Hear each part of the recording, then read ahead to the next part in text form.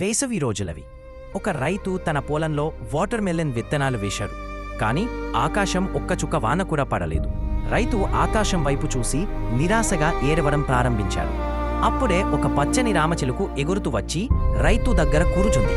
రామచిలుకు రైతుతో చెప్పింది, నాకు మేఘాలను పిలిచే శక్తి ఉంది, కాని దానికి ప్రతిగా నాకు ఏదైనా కావాలి. రైతు వెంటనే అన్నాడు, నీకు ఏం కావాలంటే అది తీసుకెళ్ళు. రామచిలుకు ఆకాశంలోకి ఎగిరిపోయింది.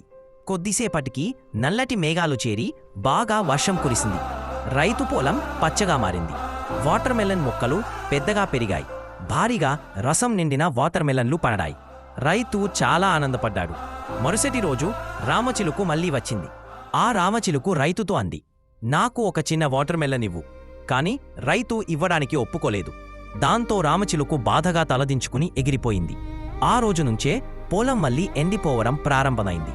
వాన పడలేదు. వాటర్ మెలన్ మొక్కలు వాడపోయాయి. రైతుకు నిజం అర్థమైంది.